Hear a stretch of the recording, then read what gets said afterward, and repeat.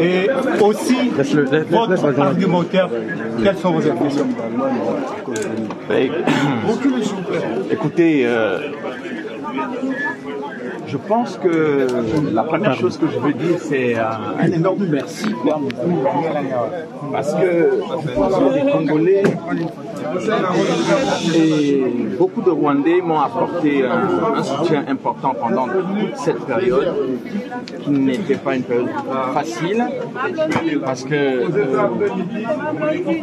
une grande partie des médias soumis au FPR, à Paul Kagame, m'a traité quasiment de négationniste avant même que je ne sois jugé. C'est-à-dire que la notion de la présomption d'innocence est complètement ignorée ici, parce que c'est la voix de Paul Kagame qui est importante. C'est-à-dire qu'en fait, on se retrouve en France dans une situation où c'est un dictateur africain qui est au pouvoir depuis 30 ans et qui a mis le Rwanda et la République démocratique du Congo en coupe réglée, qui vient faire la loi et qui impose aujourd'hui sa loi à la France. Donc, j'espère que la justice française ne se laissera pas impressionner par ce diktat. Je sais que Kagame avait demandé la tête du procureur Carla Del Ponte au tribunal pénal international. Il l'a eu. Il a demandé à obtenir la destruction de l'enquête du juge Bruguière. Il l'a eu.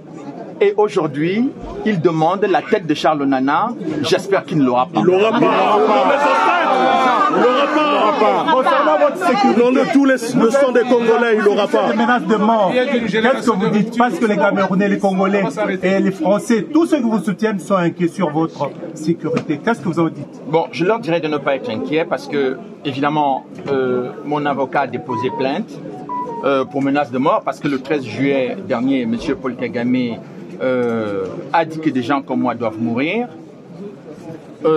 Nous prenons ces menaces au sérieux, mais vous n'avez pas à vous inquiéter pour moi parce que, en fait, M. Kagame a des millions de morts sur les bras. Il s'en moque éperdument.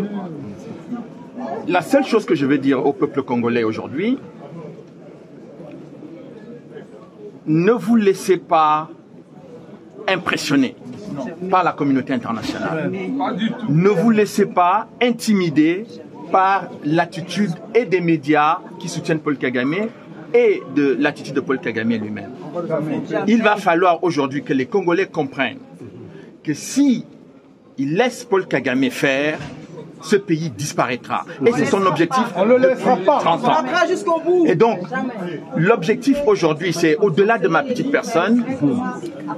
J'ai entendu ici au tribunal que mon procès, le résultat de mon procès aura des conséquences judiciaires et politiques.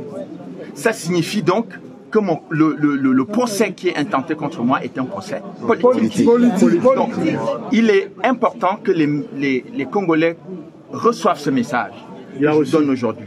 C'est-à-dire que ce que j'ai révélé dans ce livre concernant l'organisation dès 1994 de l'invasion du Congo pour le pillage de ses ressources minières, c'est exactement cette politique qui est en marche et M. Charles Nana est venu perturber cette situation et il faut le tuer. Et donc, ils veulent me tuer judiciairement et me tuer physiquement. Donc, c'est à cela que j'attire l'attention des Congolais et des hautes autorités congolaises, notamment le président de la République de la RDC. Il faut qu'ils sachent qu'ils ont utilisé la même méthode pour éliminer le président Habyarimana. Ils ont pris le temps, ils ont passé le temps à dire qu'il faut négocier, il faut discuter, mais si les autorités congolaises et tous les conseillers du Congo ne prennent pas conscience qu'il n'y a pas que le Congo qui est en danger, mais que même les institutions de ce pays sont en danger. Donc je tenais à faire passer ce message-là, parce que quand on dit que le résultat de mon procès aura des conséquences politiques, il faut qu'on comprenne de quoi il s'agit. Monsieur Charles, Monsieur Charles, je suis un Congolais. Quel message